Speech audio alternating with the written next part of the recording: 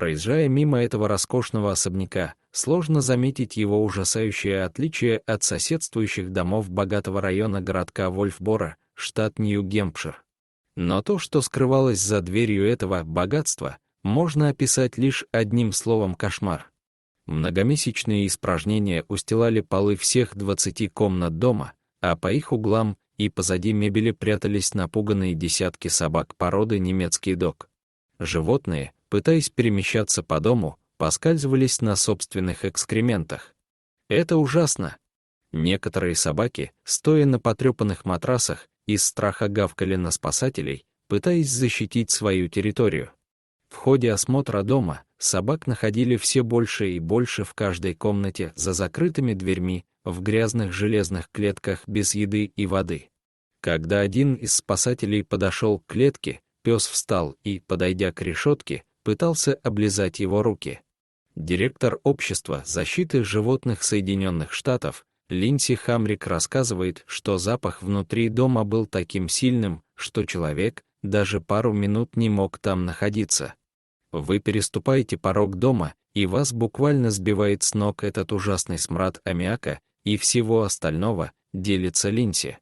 Такой была жизнь более 80 собак в доме Кристины Фей, крупного размноженца собак породы немецкий дог, до ее ареста за жестокое обращение с животными.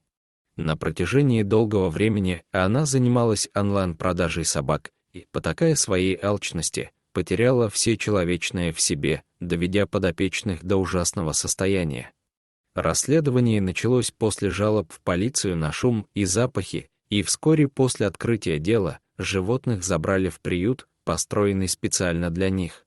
Некоторые собаки весили около 90 килограммов и, стоя на своих четырех, смотрели Линдси в глаза, не поднимая морды. А самому маленькому щенку было всего 10 дней. Хозяйка оставила животных в доме без воды и нормальной еды. Местами по дому были разбросаны куски сырой курицы, в которой уже завелись личинки. Кроме поголовного истощения, у многих собак были проблемы с паразитами, а у некоторых имелись открытые раны на теле. У многих были проблемы с глазами, рассказывает Линдси. У некоторых обнаружились болезнь сердца и нарушение двигательного аппарата как результат генетических отклонений. Несмотря на все пережитое, собаки не скрывали своей радости наконец оказаться в заботливых руках. Теперь они постоянно ходят на прогулки и много времени проводят на свежем воздухе, рассказывает Линдси. Одно чудо по имени Стив был еще очень молоденьким, когда его спасли, и было так чудесно наблюдать его превращение из очень напуганного и стеснительного пса в счастливого и жизнерадостного красавца. Последние 10 месяцев собаки живут в приюте и получают весь необходимый уход и заботу. Из-за поданной хозяйкой апелляции поиск новых семей для собак приостановлен. Хозяйка обвиняется по 17 пунктам закона о жестоком обращении с животными и может получить пожизненный запрет на владение ими. Как только дело закроют, собак распределят по различным службам спасения животных всей страны, которые займутся поиском новых домов для них.